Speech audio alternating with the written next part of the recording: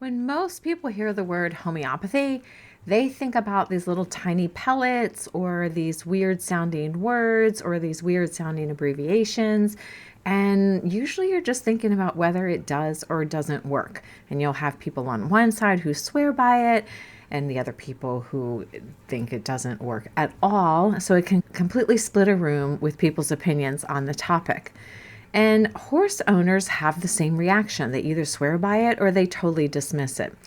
I'm not here today to convince anybody to use homeopathy, but what's rarely talked about is that homeopathy is also a language, a way of observing body, behavior, patterns, symptoms, and timing of symptoms that can change how you understand your horse, whether you ever give a remedy or not. In this episode, I want to talk about homeopathy not as a treatment, but as a diagnostic, as an observational framework and a language, and why that is what's going to matter the most to your horse's health.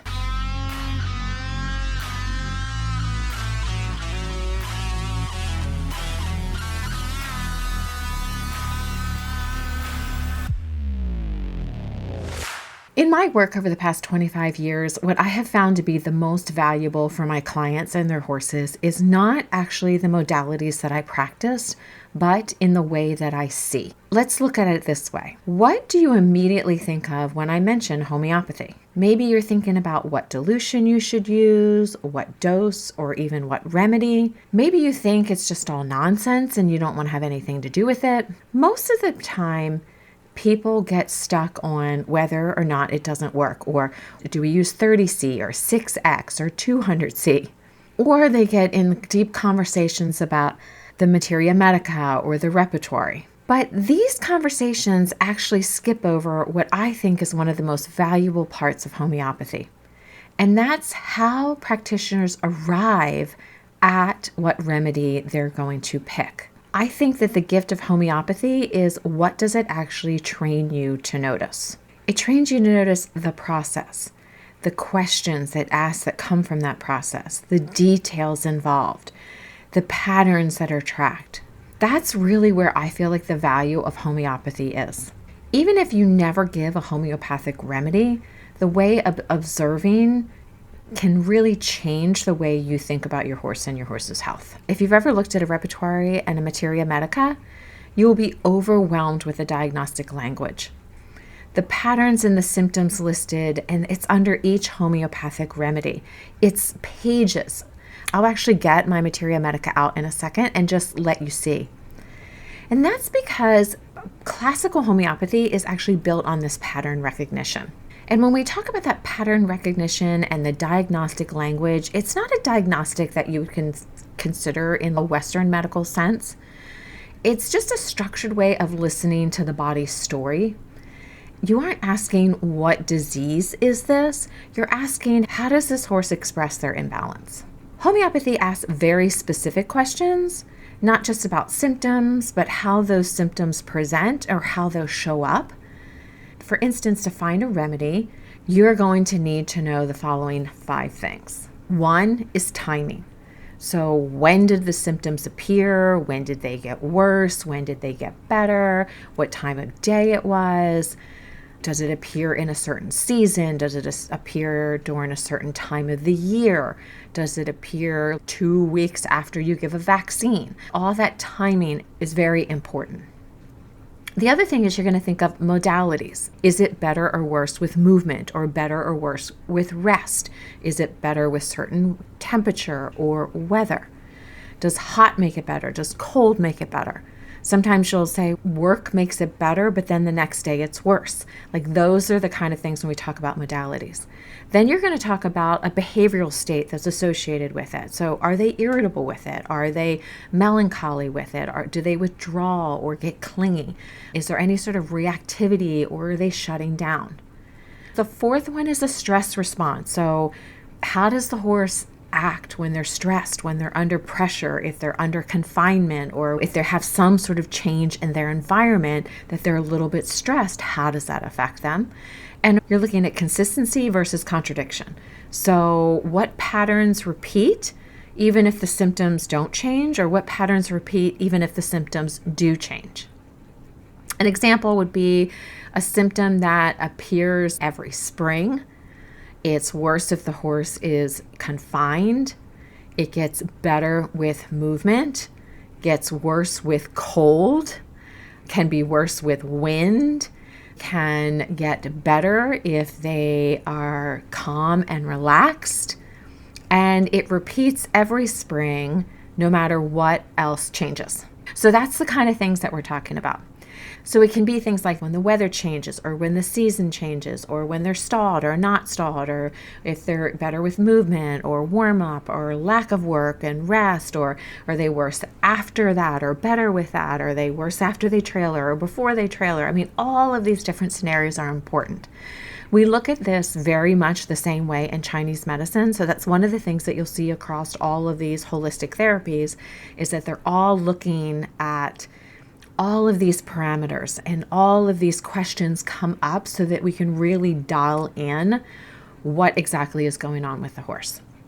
Once you have that dialed in, then your practitioner will go and find a remedy that fits a majority of those symptoms, or a majority of those patterns, really, because theoretically getting worse with movement or something like that is a symptom, but it really has more to do with sticking into a pattern. The symptom is the horse is off, right? So homeopathy actually trains you to hear the story that your horse is telling, to see the coherence of that story and the coherence of those patterns. And behavior isn't treated as a separate category. So when we look at pain, we also are looking at the behavior. Or when we're looking at a symptom like inability to rest, we're also looking at behaviors with that. Well, they also get irritable. That's all part of the picture of holistic medicine, and especially in homeopathy. If you look at a homeopathic materia medica and you look at withdrawal, irritability, sensitivity, shutdown, startle responses, spooking, etc., they'll be listed with other patterns, other symptoms under one particular remedy, which then would be the one that you would use for your horse. So sometimes we have to view behavior as like the nervous system trying to speak to us before actually we see any other symptoms. So sometimes a behavioral change will be the very first thing that you actually see or notice or can document. We see this in Chinese medicine, in Ayurvedic medicine, in American Indian medicine, a lot of the holistic medicines, because they all look at this idea of health being something that's involved in the body, the mind, and the spirit. And they're so interconnected. Those three are so interconnected. It's like a triangle, and there's no separation of them. They're all interconnected, and they all have to do with health. So even when we look at health and we look at homeopathics, we're even looking at how large or narrow the range of tolerance is for some of these changes that will happen in their life, because that is part of the picture as well. So every piece of information is important, and not only to the homeopath, but to us as well. But I feel like that homeopathy, because of the way it's built, it's one of those modalities that really makes practitioners and owners and trainers really look at those little subtle signs with a new lens, a new perspective.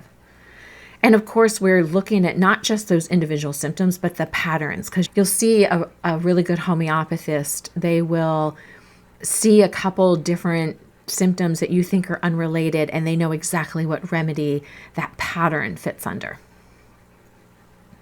And of course, you're looking for things that repeat, even when other things change. So that is very telling also. Okay, so this is a repertory, and this is a materia medica. For those of you who are listening to the audio version, you can't see, but I'm holding those books up.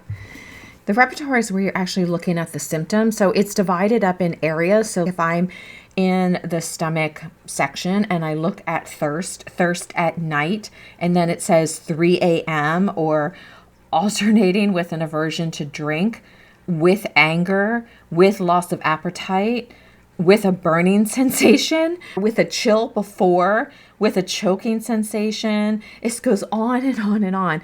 And after it lists that, then it tells you the homeopathic remedy. And then what you would go do, because quite a few of them will have like maybe 10 homeopathic remedies underneath that. And then you would go and look up those remedies in your Materia Medica. So let's look at a remedy. And I'm just doing this randomly, so we're not like really looking up a particular problem. Let me find one that's like fairly straightforward. Okay, so one that you guys have probably heard of, so we'll look at this, is actually rust tox. So it has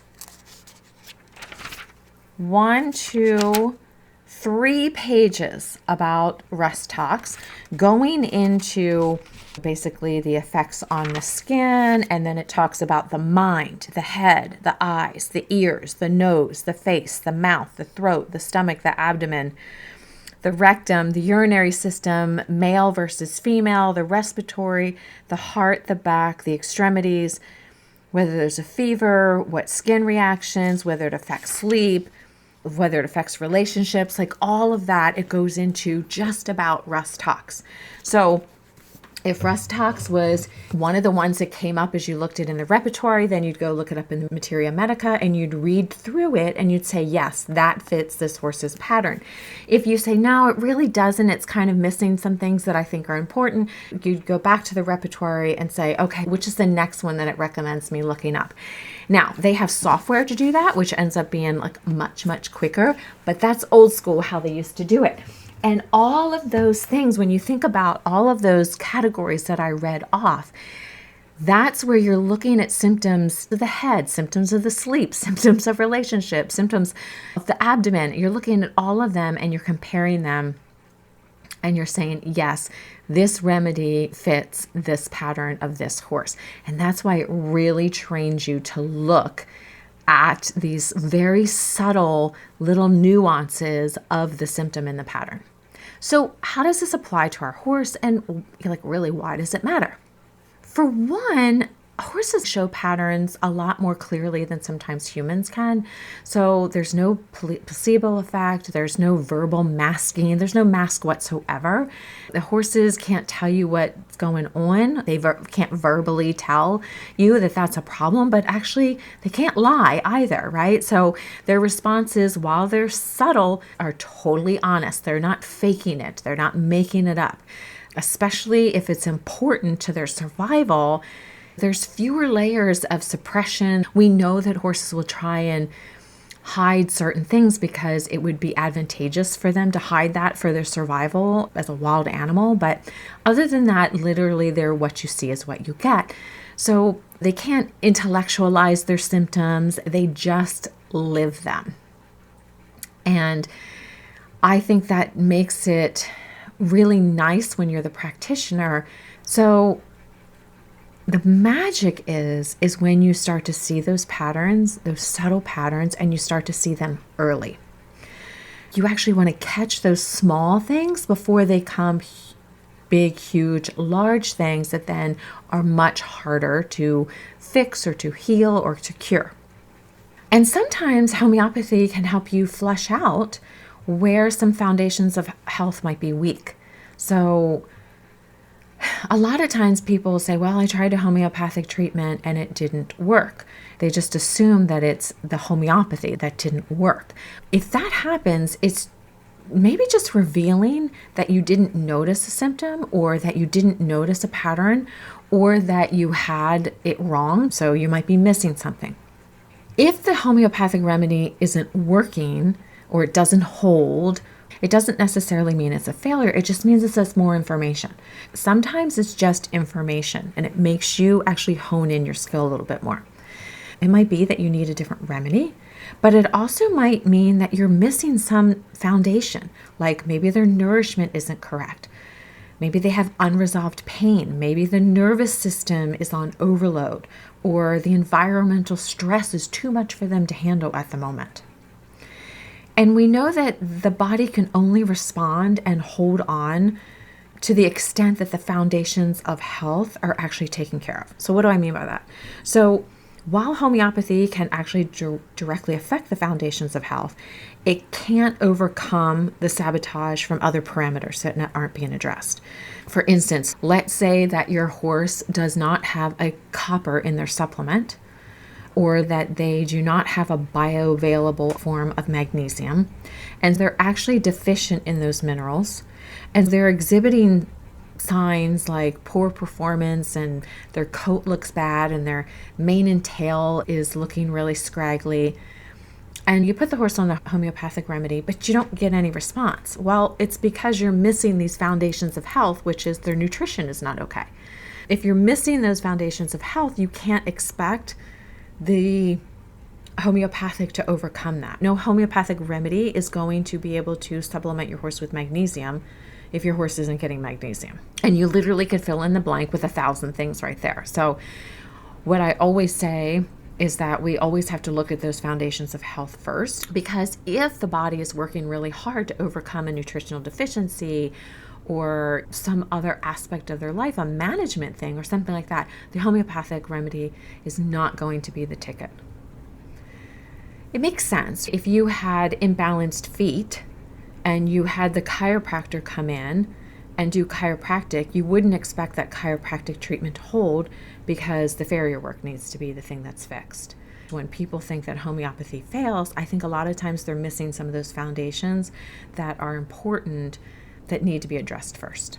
So that brings me full circle back to what I think is one of the strengths of understanding homeopathy as a practitioner, as a trainer, as a horse owner, is that it really trains you to see some of these subtle signs. What that's going to help you do is be able to pick up when one of the foundations isn't correct. So you're learning more about the overall health of the horse and in all these aspects, because you're now starting to really fine-tune your vision about your horse's health. You'll be able to fine-tune what you think health is. And it's not just survival. It's not just that they carry enough weight. It's not that you just can get on them and ride them for the weekend. We're starting to really fine-tune and dial down what exactly does a super healthy horse look like, and what does that mean for their longevity and their overall performance, and how quickly can we pick up on when things aren't correct. And I think that's where homeopathy really helps you, by reading that materia medica, by go to a bookstore or borrow a friend's book if you don't have one, and read through it and start to see the details of the patterns and the symptoms that they're looking for, because that's going to help you really start to change your perspective. I see this a lot when I first started doing acupuncture, because I'm licensed on humans and I'm licensed on animals, that a lot of the questions people would be, I don't know the answer to that question. And then they'd come back to me in a couple weeks and they'd be like, because you always ask me, how's my sleep? And I say it's not good, but I didn't know whether I had trouble falling asleep or trouble waking up in the middle of the night, or what time my body naturally wanted to go to bed. And now I've started to realize that actually I fall asleep pretty quickly if I go to bed at 10 o'clock. But I have a tendency to wake up at 3 a.m. and then I can't fall back to sleep. So they start noticing these little subtleties of the pattern. And that is what I want to change about your vision, about your horse's health, is to start to notice those subtleties of those patterns. That's the number one biggest takeaway about today. We didn't really talk a lot about homeopathy as far as remedies that you would use for this, that, or the other. We didn't really talk about what potencies to use, but I really wanted to hone in on this idea of what can you take away from this? What can you take home and say, okay, I understand homeopathy better, and this is how it's relevant to me. Once you understand that, you can look things up in the repertoire. You can look up remedies. You can start consulting with homeopaths, and you can really start to delve into it deeper. But if you go and you don't even know the answer to the homeopath's questions about your horse's problems, it makes it harder to dial in exactly what remedy that they should be prescribing. So number one of the takeaways to go home with is that you start noticing these subtle patterns in your horse and you track them. Keep a calendar if need be. I had a horse many years ago that would have health issues in the fall after fall vaccines, about 2 weeks after fall vaccines. And it was repetitive. And if I hadn't sort of kept track of that, I would have not put that pattern into my memory to talk to the vet about. The second thing is notice what's improving, what is not improving, and what is staying the same. So if you can just take your horse's health history, and especially if you keep a calendar, you keep a chart of everything that happens every year. You can say, oh, you know what? 2 years ago at this date, my horse had this symptom and he had it again last year, but you know what? He hasn't had it this year. So they're the kind of things like what gets worse, what stays the same, what gets better. The third one, I'm just going to reiterate it, is to grab that materia medica, look online at the vast array of patterns, figure out a way that you can start training your eyes and your ears and your perception to these patterns. Once you start seeing it, believe me, you can't unsee it. Someone's going to come to you and say, my horse isn't eating as well anymore. Well, does he walk up to his food but then walk away? Or does he eat a little bit and then leave? Or does he just not come toward it at all? Or is he just slower at eating it? Or is he gulp it down really fast but doesn't finish it? You're going to start to be like, that's a very vague symptom. Let's narrow it down a little bit. But you have to train yourself first. You have to kind of train yourself to look at those things. So the fourth one is pay attention to the timing and the consistency, because horses are always trying to tell us something, and we just have to train ourselves to notice it. So pay attention to the timing, pay attention to the consistency, good and bad, not just the bad. Like sometimes I tell people when I come in and work on a horse, I'm like, I want to know for next treatment what was better, what was worse, and what was no change. Because I can tweak treatments all the time as a practitioner. We're going in and we're just changing things just slightly. It's just like if you go to the doctor and you say, you know what, doc, I got these really bad sinus headaches and I feel like my nose is really congested. And he says, okay, well, we're going to put you on this medication. Take this medication and take it when you get home. Totally symptomatic treatment, mind you, but let's just go with this example. So you take the medication and you're like, you know what? The pain's gone, but I still feel really stuffed up. Oh, okay, well, let's change that, right? That's the same thing. We do this all the time. Don't be scared of doing this. This is all part of the process of understanding horses. And so you just want to figure out, what are they trying to tell me? Notice those consistencies. Notice the timing of things. And then the fifth one, that this is a large part of holistic medicine.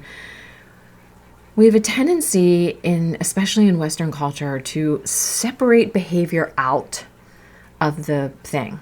Like the horse is acting up, we immediately think that it's just a behavioral problem, it's just a training problem. It doesn't mean that always behavior is a pain problem. That's swinging totally in the other direction also. There is a lot of room in between those two extremes, that behavior is just training or behavior is just pain. There is a huge sea of possibility in between those two. But I want you to start looking at behavior as information, that it's communication from your horse. Maybe it has to do with their nervous system regulation. Maybe it has to do with pain. Maybe it has to do with a training. Maybe they don't have the motivation to do what you're asking.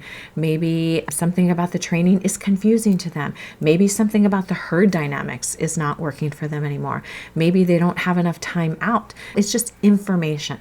And so you want to not necessarily ask why my horse is doing this. What we want to really look at is what is causing my horse to do this. So it's a little bit different than why is my horse doing this. What is causing my horse to do this says I have to back up one step and say, okay, well, every time I pass the gate to go outside of the arena, my horse wants to stop. That could be right there. If you just take that one symptom, that could be my horse wants to go back to the barn. My horse is insecure because his herd mate is galloping around the field over there. My horse is tired. My horse is sore. I mean, there's a lot of reasons that a horse might balk at the gate. And it could be a training issue of you need to make their job more fun. You've just made it really miserable. And so they're just like, okay, your quarter's up. I'm ready to go back now. It's a little different than you say, what's causing my horse to want to stop at the gate? Even the sound of that says, let me investigate this. Let me look at this and say, okay, well, he's stopping at the gate and he's looking off at his pasture mate. And his pasture mate is running around the field concerned about something because, oh, look, there's coyotes over in that field over there. So he's worried about his pasture mate and about the coyotes. And so maybe I need to make it more successful for him by bringing his friend in when he comes in, or maybe I need to change the environment of where I ride him, or a different time of the day or something like that. Or maybe I need to work with him and train him so that he can be separated from his pasture mate and he can have security and safety without his pasture mate. And then if you look at that, you say, what about this is making him feel insecure so that he is worried about his pasture mate? And then you can sit there and say, okay, what about him doesn't feel safe? Is this a pattern? Is this a symptom of something? See, what causes it leads you down a path. It's a long way of saying that. I think those subtle differences can make all the difference. And I think that these subtle differences in looking at patterns can make a big difference in your horse's health, or otherwise I wouldn't be concentrating on this. I wouldn't be telling you about this. I wouldn't be spending so much time on this topic. And while I wanted to put it in the framework of homeopathy, it's basically in the framework of a lot of holistic medicines. So we could talk today about a bunch of different remedies, a bunch of different dilutions. We could talk about first aid homeopathy. All these things we may talk about in the future, but the biggest takeaway for today is you don't have to know how to practice homeopathy to benefit from the way that it teaches observation. And that way that homeopathy looks at things will actually make you a better steward of your horse's health, no matter what modality you decide to use. Could you imagine if you call your massage therapist in and you say, okay, so my horse gets sore over his gluteal muscles every Thursday, but that's because we have a lesson on Wednesday night. But if I work him on Thursday lightly, he feels better on Friday. If I don't work him on Thursday, then he feels worse on Friday. Your massage therapist is going to be like, oh my God, thank you for that much information. Okay. So that's what it helps us. So if you are interested in understanding these foundations of health, I want you to stay tuned because you're in the right place. Because here at Hale and Hardy Horses, I am structuring the entire operation around 4 foundations of health. And we're going to be diving deeper into them. And we're going to have some offerings for you guys so that you can really make sure that your foundations of health are totally covered, because they are so important. It's one of the things that has allowed me to really dial in my horse's health by understanding these foundations. So these foundations are nourishment. Number 1 is nourishment. If we don't supply nourishment to our horses, they cannot do what we want them to do. And nourishment, we think it's diet nutrition, but it's not. It covers a whole larger area than that, and we will get into that in the future. The second one is structure and movement. So that goes into everything from biomechanics and myofascial to the acupuncture, but also to neuroplasticity. So that's a huge one too. Then we go into regulation and relationships. That has to do with behavior. That has to do with neuroregulation. That has to do with the nervous system. Everything that regulates the body and keeps it in balance. And of course, all of that is tied together in our connection to the horses, our interactions with the horses. Like all of that is another foundation. And then the 4th foundation is resilience. So there is a certain ways that you can build up resilience in your horse. And that's another huge topic that we'll unpack in the future as well. So we're going to be exploring these foundations in the future in more depth. So I want you to stay tuned. All right. Thank you so much today for joining me. It was a pleasure to have you, and I'll see you all next time.